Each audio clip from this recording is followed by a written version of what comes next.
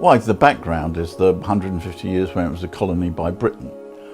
I'm afraid this created amongst the certain sections of the population two things, right? One was big interference by Britain. I mean, it's rather ridiculous at the present time that Britain criticises the system of election of the head of the government in Hong Kong, when through the 150 years approximately that Britain ruled it never allowed any elections at all. Is that it created a situation whereby Britain always used to pursue a policy of divide and rule. It tried to create a big division between Hong Kong and mainland China. This is why you have the leadership of these currents in Hong Kong is quite frankly people who want so-called independence of Hong Kong. I mean, this is ridiculous until Britain seized it. Hong Kong was never an independent state or anything like that. And although they put forward particular limited issues, their real goal is to try to split up China, and China's not going to accept it. I mean, that's really what's behind what is going on at the present time, and it's a combination of Britain's, or an element in the situation is Britain's sort of hypocritical interference.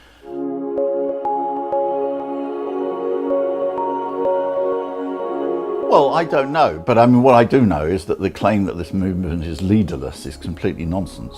If you look at the tactics which are being used by organisation of the demonstration, these are highly organised. These people are taught how to deal with tear gas. This is people who are taught how to deal with the riot police.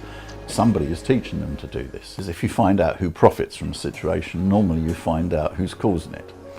And in this case, it's certainly a combination of the United States and Britain, which is benefiting from it. And Britain has, at the present time, made very provocative statements.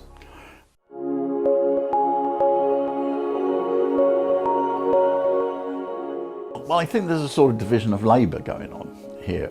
The United States is totally focused on the question of the trade talks. I think they may see the situation in Hong Kong as a way of putting pressure on China as regards the trade talks.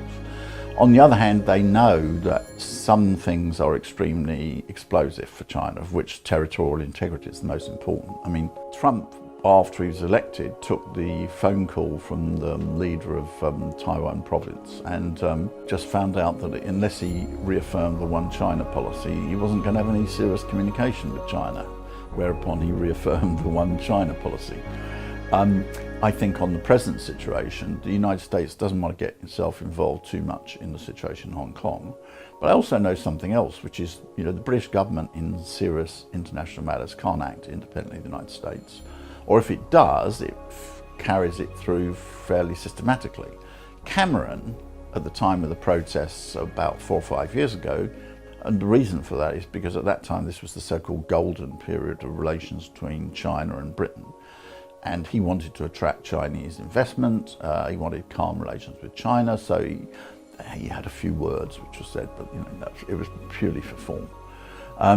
Now it seems to get involved, and at the same time, obviously with Brexit, Johnson is becoming much closer to the United States. Even Theresa May was closer to the United States than was Cameron, and so Britain's more active. So I'm afraid I think it's more a division of labour than any real difference.